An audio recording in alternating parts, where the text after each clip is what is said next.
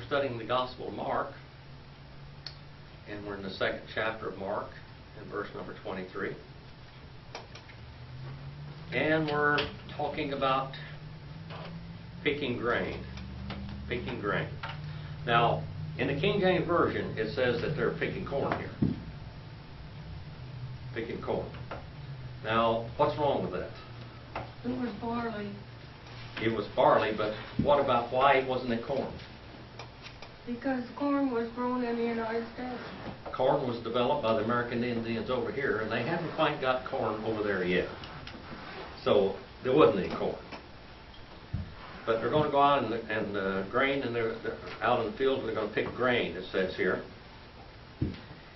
Kai aganeto, alto en tois sabusa, para poru este, diaton sporimon, kai hoi matete, altu, exanto, podon, poien, telontes, tus stakuos.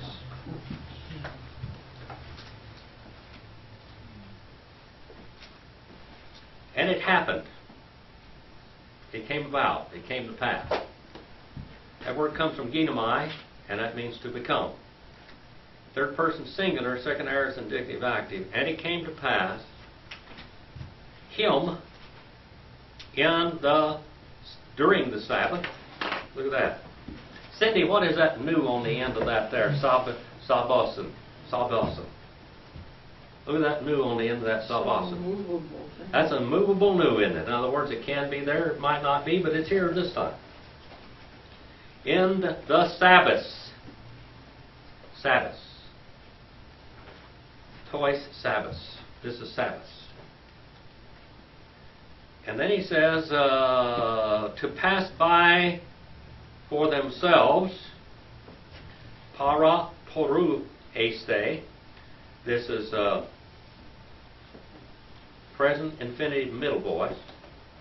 To pass by for themselves, they were walking by in the fields. Now let's go back and study what the law says. Brother Roger, could a farmer, did he own all of his field? Everything that came out of it? No. There was a tithe that he had to produce on the feast. Okay. What about Cindy? I think they had to give a certain portion for tax and stuff like that. He had to give a certain portion of it to the priest. That's not all. No. What else? He had to leave enough for the poor people to glean. Okay, now what part of his field, there was 4 parts of the field that he could not harvest. The outer edges. The corners. Corners.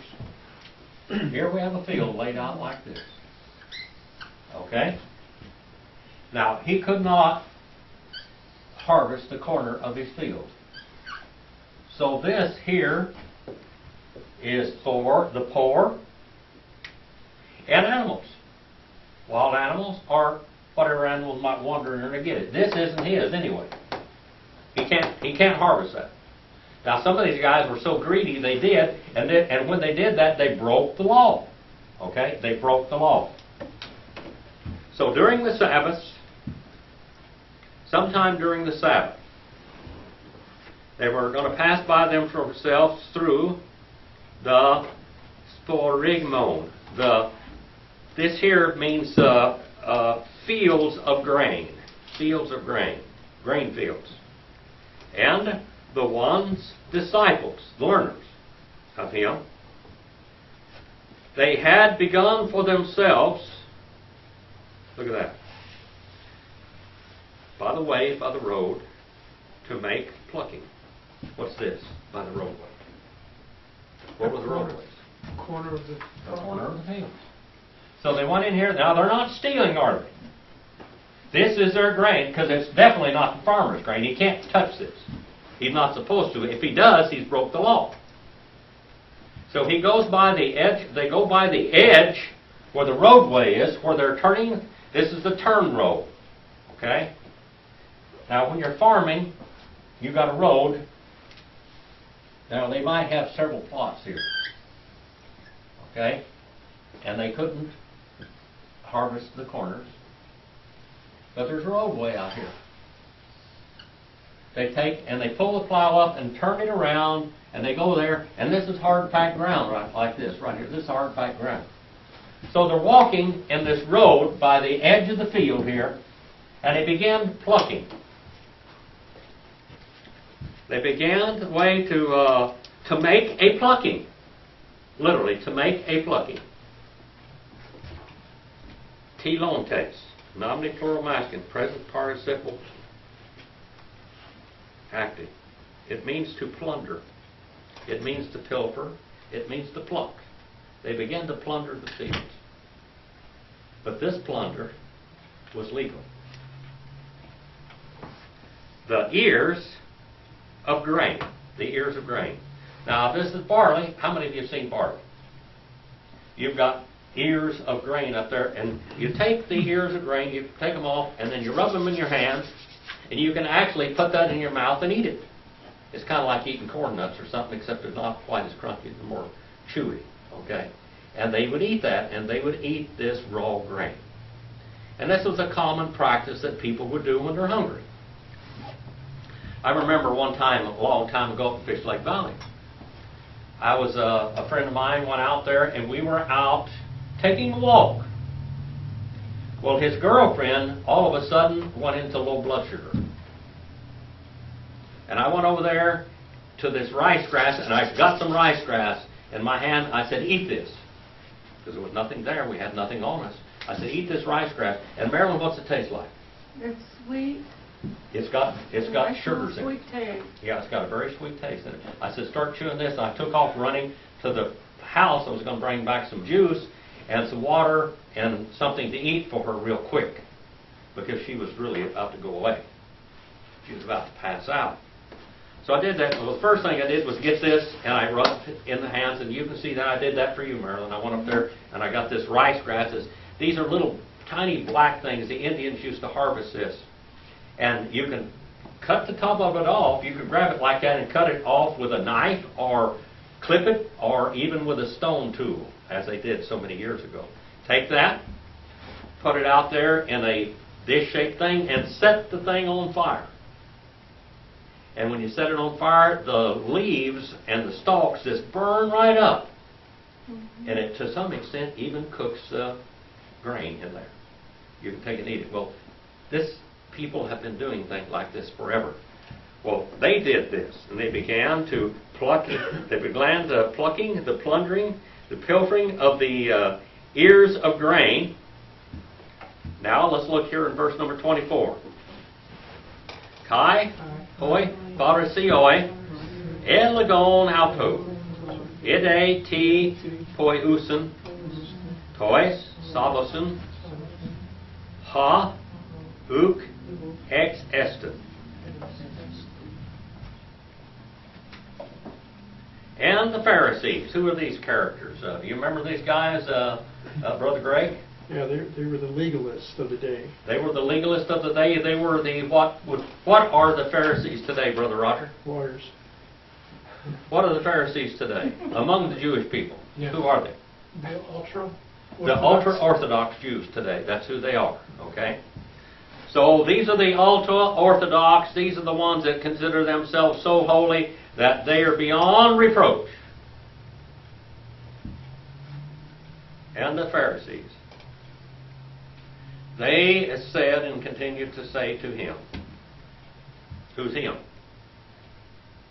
That's Jesus. That's dative, singular, masculine, third person pronoun. Look, behold, pay attention here.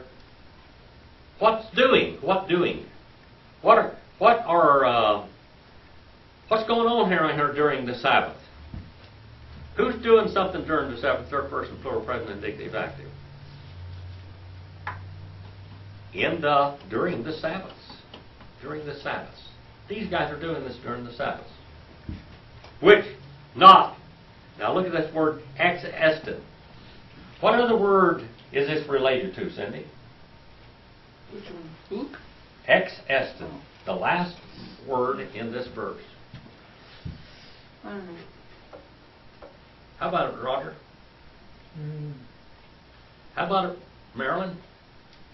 Pamela? Greg? Ex-Eston. How about if I said exousia?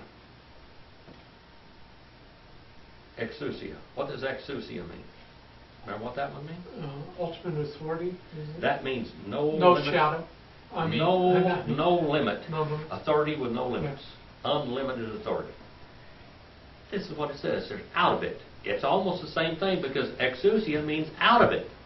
So here we have the word which is not. You don't have authority to do this. This is not lawful. You don't have authority to do this. Did his disciples have authority to do this? Could they eat if they were hungry? Mm-hmm. Yeah. When they went in the edge of the fields, could they take this and eat it? Yeah, they were hungry. But what did they think? You know some of the laws that the Pharisees had developed in the Mishnah and the Talmud? One of the laws was, why could you not walk across a grassy knoll or lawn or pasture? Might cause seed to spread. You might cause seed to spread with your feet.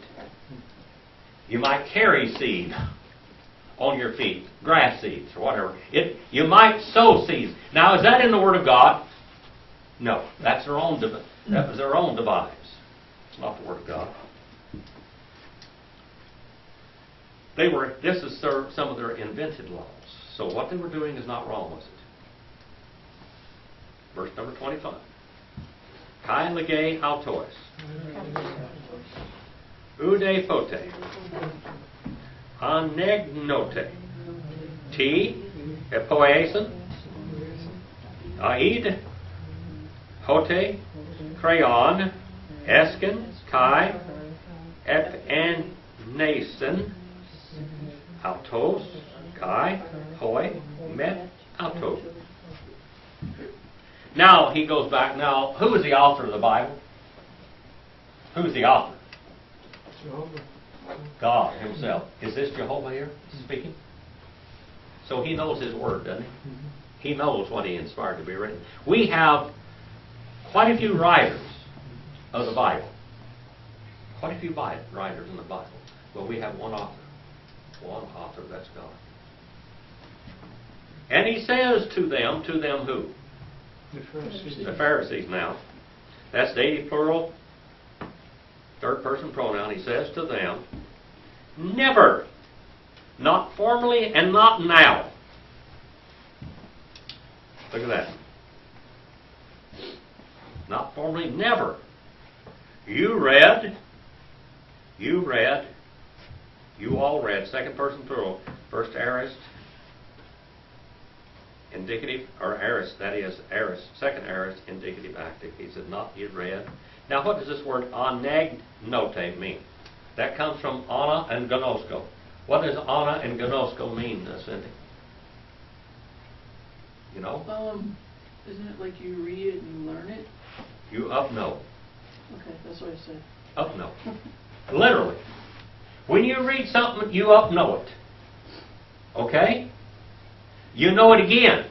Ana on the front of that means you know it again, or you upknow. What you take on a piece of paper, somebody can write you a note, and they had what in their mind, they wrote down on that note, and then when you take that note and read it, you upknow it. You upknow it. No, you download it. You download it. You download it from your head to the piece of paper and then upload it. You upknow it. He said, haven't you ever upknowed what? He said, third person singular, first aorist, indicative active, David. What does David mean? Remember what that means, David? The name David? I want to say Beloved beloved. something? Beloved one. Beloved. Okay, David. Who's he talking about? King David, the first king that was supposed to be the man that was supposed to be the first king of Israel. God always planned for Israel to have a king. Did you know that?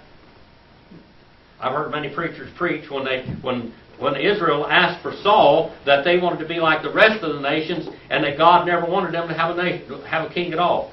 Yes, God did. We go all the way back to the book of Genesis, and we find that a lawgiver or a king would not depart from the knees of Judah. The land of the tribe of Judah, God always planned. But what tribe was what tribe was Saul from? How about Benjamin? Benjamin. Yeah. I did it. That's dyslexia. See? Benjamin. The tribe of Benjamin. So that's not the right tribe, is it? Not the tribe of Benjamin is not the right tribe. And when need he had. Need he kept on having. And he was hungry. He was hungry. He and the ones with him. Now, when does this talking way back when? 1 Chronicles, the 15th chapter, 1 Samuel, 2 Samuel.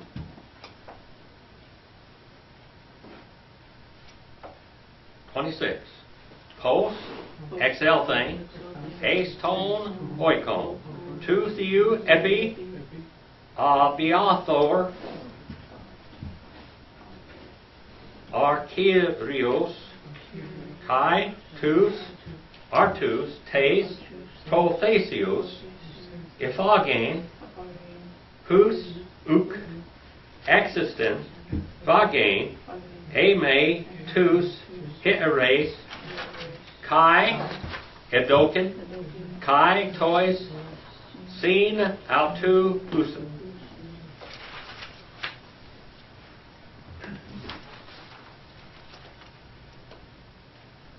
Go back here in the Old Testament.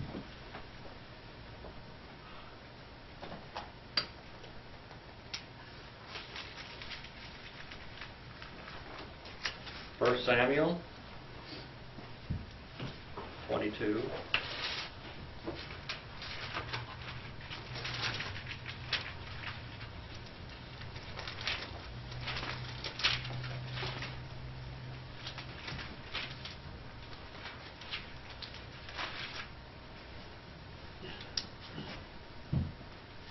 See if I can find it.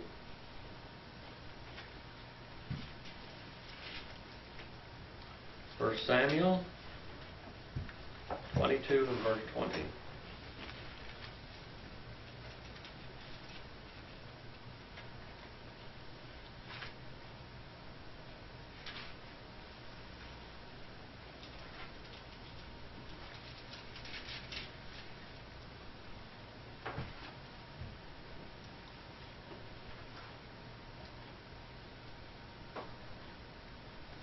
Now, David here in the whole chapter of chapter 22, he goes and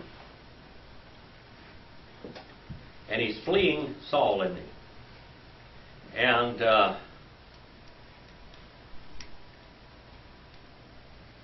David goes and asks for food from the high priest. And then the high priest, and he inquired of the Lord for him, and gave him provisions, and gave him the sword of Goliath the Philistine. Then the king sent someone to summon Ahimelech, the priest and son of Ethan, all his father's household, and the priests who were at Nob, and all of them came to the king. And Saul said, Listen now, son of Ahab. And he answered, Here I am, Lord. And Saul said to him, Why have you, the son of Jesse, conspired against me, and that you have given bread and a sword, and have inquired of God for him, that he should rise up against me by lying in ambush, as it is to this day?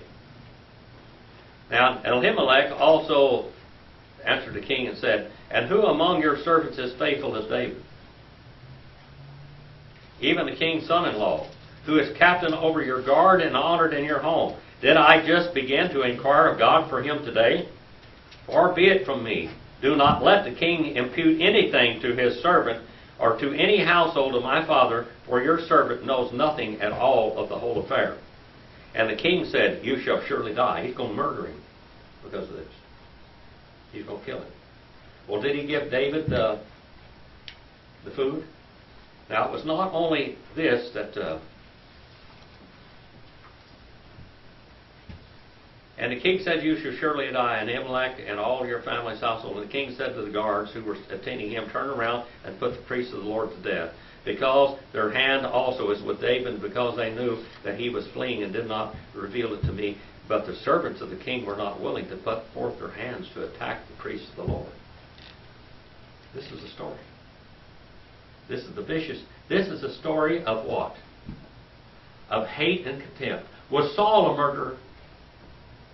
Were the Pharisees murderers? Yeah. Yeah. Absolutely. They were murderers. Do you see what Jesus is doing to them? He's turning the tables on them completely. Remember how that vicious Saul came after David? And how that the high priest had given him showbread? Now let's look at this. Now, as we go. He hungered, and he and the ones with him. Now let's look at this in verse number 26. Pos, excel thing, ace, tone, oikon, tu theou, epi, abiaithar, archeorios, kai, tus, artos, te, prothesios, ephage, whose uk exessen phagain, except me, a may, that is, I'm translating that in my head. Tu theres kai, edokin, kai, tois, sin, auto, usin. We read this a while ago, but let's look at it now. How he went in to the house of the Lord. He went into the what? What was this house of the Lord here? What is this? How many of you remember what this is? What's called the house of the Lord at this time? Marilyn? What's called the house of the Lord? What was that, the temple? No. Temple wasn't built yet, was it? Cindy, what is it? What about this? What house did he go into? Isn't it just like the high priest? The temple area. Yeah. He went into the temple area. Not the temple area, but the tabernacle area. Oh, tabernacle. He went into the area of the tabernacle.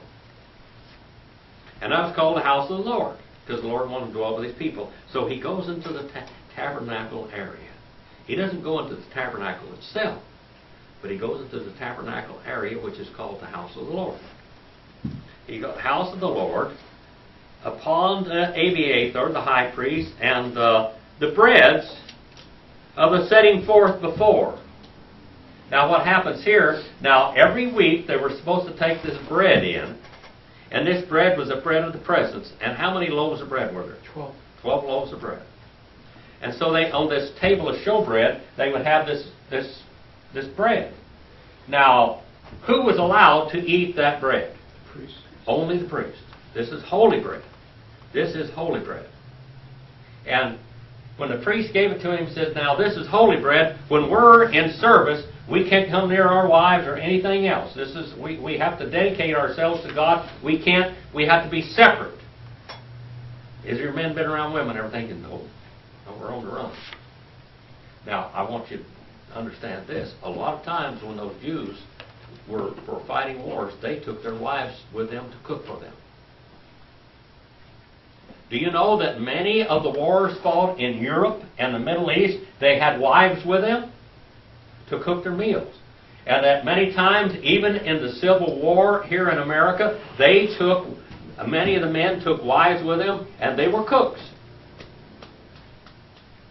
Now, evidently they didn't take their wives with them on this little run, because they're running for their lives.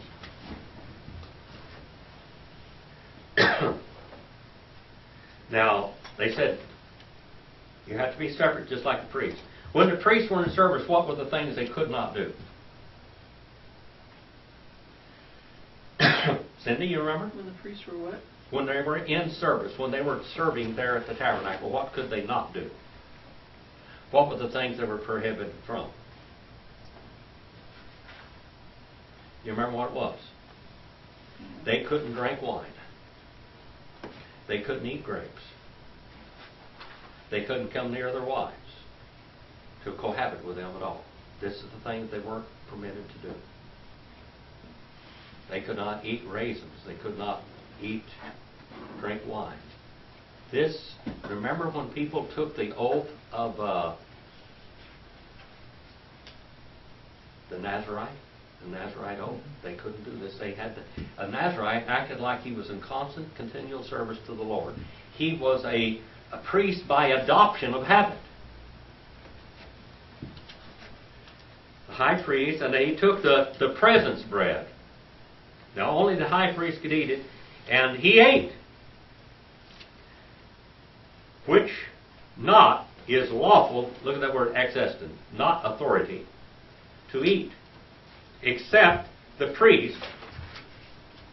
And he gave also to the ones together with David being. Now, did David break the law, or did the priest break the law? He said it's permitted. What else did he give him? You remember? He gave him Goliath's sword, which he had taken from him and chopped Goliath's head off with. That was a holy thing. He gave him the bread. They gave him these things. Okay, verse number 27. Kai, Elegane, Altois, To, Sabaton, Diaton, Anthropon, Agenato, Kai, Uk, Hoi, Aho, Anthropos, Dia, To, Sabaton. And he said to them, and look at what he did here. Now, tell me how he said this, Cindy. Can you conjugate that verb for us? Third person singular imperfect active. He said it. A perfect indicative active. He said He said and kept on saying to them, he kept on instructing them the Sabbath. Because of the man, it became. Why did he originate the Sabbath? For man to rest. What? For man to rest. For man to rest. And what else? Animals too. Animals to rest. Animals and mankind to rest, because some people would work 7 days a week and work the animals 7 days a week and no days off. And so that they could have a day of rest, he invented the Sabbath. And it became not the mankind because of the Sabbath. Results of the Sabbath. Sabbath was made for man. Man wasn't made for the Sabbath. We were studying supralapsarian today. Supralapsarian theology. Now, supralapsarian means before and above the fall. And the supralapsarians say that the atonement was given, the limited atonement was given to provide salvation only for the elect. But that, before the decree of salvation was set, that the decision to reprobate some and to call the elect was made first. In other words, before man ever sinned, before the knowledge of sin or anything, God had already reprobated people. Reprobated them. What does that mean? It means they didn't have a chance. They never had a chance before they were created to be reprobate. What's wrong with that, Cindy? Because God wills that every man comes to him. Well, God wills that every man, he wants every man. He provided salvation for every man. But what's wrong with it also? No free will. There's no free will. Okay. What else is wrong with it? There's no point in Jesus coming to earth. Okay. What else is wrong with it? What else is wrong with it? Can God create evil? Can't create evil, can he? If he created the reprobate, decreed to create the reprobate before he even set down the fall. See, God, according to supralapsarians, God decrees to create the reprobate and the elect. All right? Then he decrees that all men will sin. Well, what did he do first? He decreed to create the reprobate and the elect, both. Do you get what I'm talking about? That's supralapsarian. And then after that he decrees to create man in such a way as that he can fall, that he will fall. And then he decrees that he will elect some to salvation through the merits of Jesus Christ. There's a little bit wrong with that, isn't there? All right, let's go on. Verse number 28. Hoste, Kyrios estes. ho huios tu anthropos, kai tu sabaton. So as, consequently, here we have a little illative particle, consequently, Lord. That's nominative singular masculine, Lord. Kyrios. What does the word here, Lord, mean? What is the equivalent of it in Hebrew, Brother Roger? Adonai. Really? Huh? Yeah. Adonai. Or Jehovah. Either one. Adonai or Jehovah. This is the king, the boss. So as, consequently, Jehovah, the owner of the universe, he is the son of the mankind. Who's he saying here? What's he saying about himself? I am the son of man. I am the kinsman redeemer. I am the Goel. I am Adonai. I am Jehovah Adonai Ha'adonai. In other words, I am the son of man, and I am the Lord of the Sabbath. I'll decide who does what on the Sabbath. Ooh, this is rough on them, Mother Roger.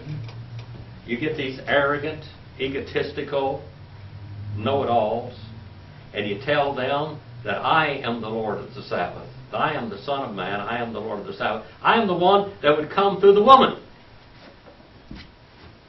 Boy, now we're up to chapter 3. Kai, ace, elthane. Pauline, ace, tain, synagoge. Kai, ain, eke, anthropos, ex a ra mene, ekon tain kare. And he entered into again unto the synagogue. A synagogue. What would be the Hebrew term for this, Brother Roger? The one I know is Moed. Moed. That's it. Oh, okay. That is it. Moed is what? The place of gathering together. Now, the equivalent of ecclesia in Greek would be what? You remember that one now? This is a little Hebrew. Kahal. Kahal. Kahal. Kahal. That's the assembly. Here we have the assembly house. This is the assembly house. Okay? The synagogue. And why did the Jews call this synagogue? Because they were speaking Greek. They were speaking Greek. It's Greek. It is not Hebrew. And the synagogue. Accusative singular feminine. First declension word. Moed is the equivalent of it. And ecclesia, which is the people gathering there. And kahal is the equivalent to that. And Kai, and here this Kai is what, Cindy? What do you mean? Kai. Conjunction? It's on page 208. Kai. Yeah, it's conjunction. And Oh, it's a conjunction, that's right. It's a conjunction. On page what? 208. 208. Thank you, young lady. You got an A+ for Oh, tonight. I know. You remember the page number. There's not one down there either, was it? No, it's the only one You're I a know. good girl. And then we have the word aim. We are introduced to this word several times in the New Testament, and especially in John 1:1. No way. En arche ein ho logos. And here we have aim. Now, how should this word aim here be translated? And he went again unto the synagogue, and he kept on being. All right, that's third person singular and perfect indicative active. That comes from Amy, by the way, if you want to put Amy down there. Epsilon iota, mu iota. And he kept on being there. Eke. There is an adverb of place. Around page 121, if you want to put that down there. Anthropos. A man. This is where we get our word, what in English? Anthropology, which is the study of man. A man, ex era manein. Accusative singular, feminine. Perfect participle passive. Having a shriveled up. It means out of strength. A hand that doesn't have any strength. Sometimes when a person has a stroke, on one side of their body, their feet and their hands have no more strength and they cannot stand up, they cannot grasp and hold on to anything. And you would look at them and say, why? It's just as good as it was yesterday, but why don't they have strength in it? This man either had a stroke or he was paralyzed with some type of paralytic disease. What kind of diseases could cause this? Cerebral palsy, muscular dystrophy, a stroke. Having a withered, dried out hand. His hand was gone. Just like this. Just gone. That's all withered and dried up. And it doesn't have any strength in it at all. Comes from Zaina, no, and Zeros. No strength. Dried out. It's withered of all strength in it. The battery is dead, so to speak. Having in the hand. Now 3 and verse 2. Kai, pare, teirun, auton, a, tois, sabusen, thera, puses. Auton, hina, ka, ta, go, re, sosen. How true. They kept on watching intensely him. Para, terun. They kept on guarding him with their eyes. They kept on watching. What is he going to do? What's he going to do? What's he going to do? Now this is on Sabbath, isn't it? Now, what did the Jews say about Jesus? About his abilities? He learned them in Egypt. He learned them in Egypt, but he was like a doctor of great powers and black magic. And that he was not a healer, but that he was a what? Like a sideshow. Yeah. Like some carnival healer or whatever, A.A. Allen or whatever. You know. They kept on intentionally watching him. Third person plural and perfect indicative acting. This word means to watch with intent to do harm. Have you ever had a lion watch you? Maybe you didn't know it. Have you ever had a snake watch you? Have you watched the snake watch you? Marilyn, have you? I have. I've watched them.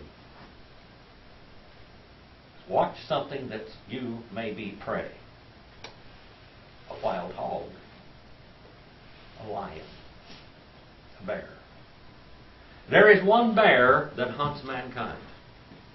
One bear that hunts man. That likes to taste human meat. What bear is that? Polar bear. You know that here in California we had a bear here that was so large. I think the last one they killed was over 2,000 pounds in 1920 something. Why they didn't save some of these California grizzlies, I do not know, and put them in cages and put them in the zoo or something. At least keep part of that strain of this animal. Powerful animal, very big, powerful animal. The closest thing to the California grizzly is what animal of species of bear? Brown. That's a brown bear, all right, which is a grizzly. What bear is the closest? What is one of the largest bears in the world? In North America? The Kodiak.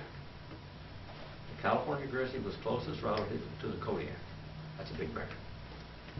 A friend of mine went up there one time. His father was one of the founding fathers of the Cajon Ranch at one time. Anyway, I worked with him at Sunland Refinery out here at the other end, you know, where this road goes all the way out to Gosford. On this end is Coffee Road. Right there across the tracks down there was Sunland Refinery. I worked there with him. He lived in Alaska for quite a while, and Ruger came out with a super Black Hawk, 44 Magnum. And he went up there and he had the Scout, which is a real tough automobile, the old International Scouts. And he was going to go up there and go Kodiak hunting, Kodiak bear hunting with a .44 Magnum pistol, because he thought it was, and he loaded them up real hot. And he went up there bear hunting. And he left his lunch in his Scout. And he went out hunting for this Kodiak bear. He came back and it looked like somebody had taken a can opener and opened up his Scout. That real thick metal, that thing just opened it up. He went back, he got him a partner to go with him. With a 300 Magnum or 458 Winchester Magnum to back him up. He went and got a bear. But when he saw the power of that thing, the strength of it, he had second thoughts. And they kept on watching him with intent to do harm. If, or since, during the Sabbath, he will heal. Now here we have a toi sabusan, therapusan, or therapuse. That's third person singular future indicative active. What makes that a over there a first class conditional, Roger? You remember? Cindy, do you remember what makes that a first class conditional particle? It's ruled by what? By the mode of the verb. Determined to be fulfilled. That's the indicative mode. So we have a first class conditional. That since, had Jesus ever healed anybody during the Sabbath? Sure he had. But now they're going to look at him with intent to do harm to him. They want to kill him. What they want to do is, did they kill him? They had him killed. They demanded that he was crucified. They're murderers. And then we have the word therapuse. Therapuse. How about this word therapuse? What word do we have today in English that comes from that word? Yeah. Therapy. Physical therapist. All right. Now, if he will perform therapy on this person, if he's going to heal him, future indicative active, him. In order to that, kata katego re susan. And that's kata and gorio. That they might harangue him. That they might run him down. That they might talk against him. That they might indictment against him. That they might accuse him. That's all in this word right here. They were watching him intently to cause great bodily harm to him. I remember when somebody came out there and took the shackles off of my Tundra pickup. They went underneath there and took the shackles and took all the nuts off of there and then loosened them up on one side, and you could see where they had put a wrench on there to do that. And this sheriff come out there, I had him look at it, and also they broke mercury bottles down into the heater. Mercury vials, and I found one of them.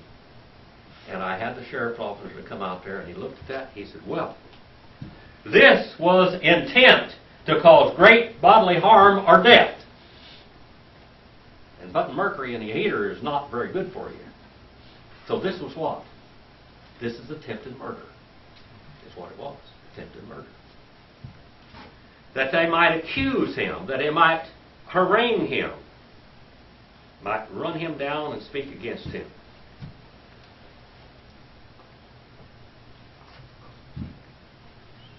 Now, these people were under demonic possession. They were demon possessed. Even though they were religious leaders, they were demon possessed. Demons. When Pontius Pilate, when he wrote his letter telling his father-in-law, Tiberius Caesar, about what happened during the trial, he said it was like somebody turned the hounds of hell loose in the Praetorium. He said these people are vicious killers and murderers. Demons, all the demons of hell were turned loose here. 3 and verse 3. Kai legay, to anthropo, to tain, kera, exonte, zevron, egere, ace to meso.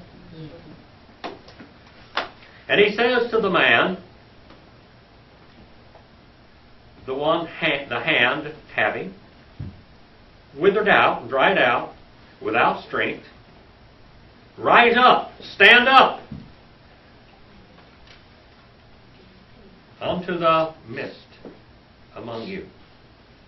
Right in the middle of the Pharisees and the scribes, right in the middle of the Pharisees, the scribes, and the Levites, whoever was there, I want you to witness that this is the power of God. Now, this man, he would go. What was he supposed to do after this?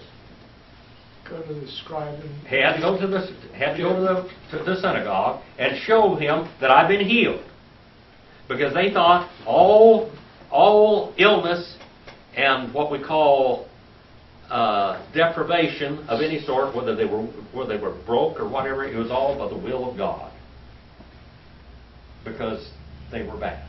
They had sinned, and so God is sending this punishment upon them. He said, now right in the middle of them, go stand right in the middle of all these priests and these Pharisees and scribes. And then they would have to give him a bill of healing, didn't they? That he's okay. Now this really irked them, didn't it? 3 and verse 4. Kai legay autois, existent, tois sabazun, agathon poiesa, a kaka poesal, say, psyche, that is, sosa, a apokatene, hoi de isiopon.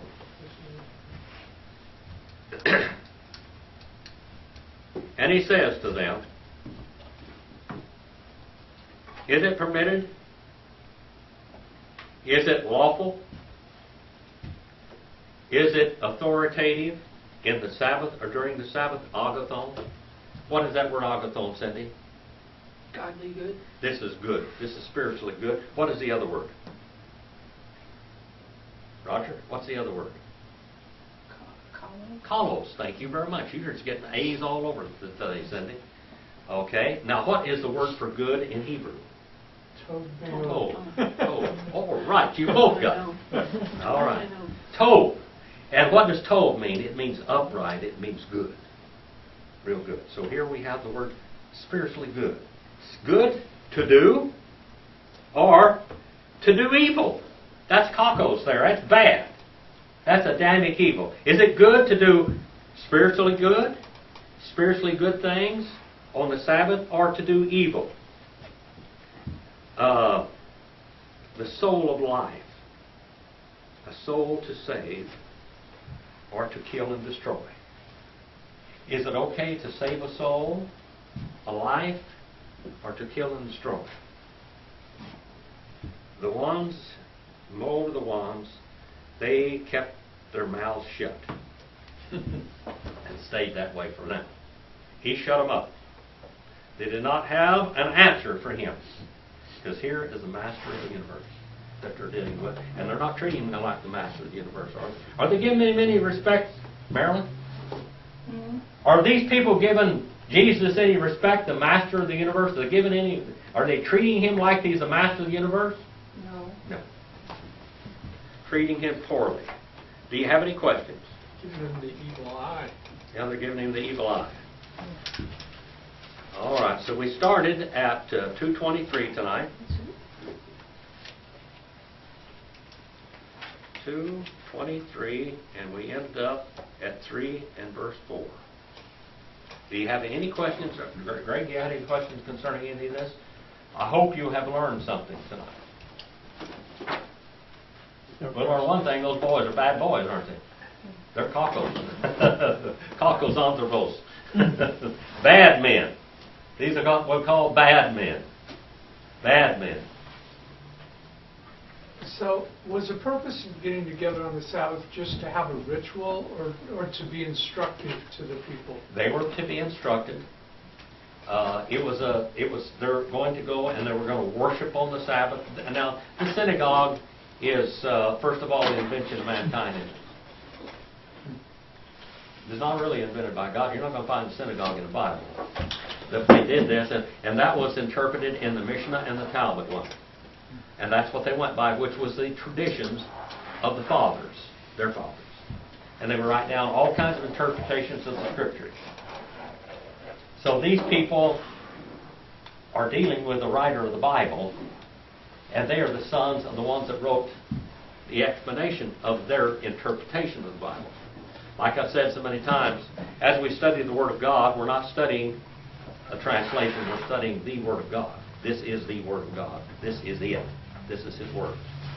Okay? The interpretation is what we have in translations. We're looking at it as it is. There it is. Plain and study. Do you have any questions? Cindy, do you have any questions? No? Una mia? Nothing? Great. Did you get something tonight? Oh, Brother Roger. I always do. All right. Thank you for all being here. All right. Cindy, would you dismiss us in prayer, please?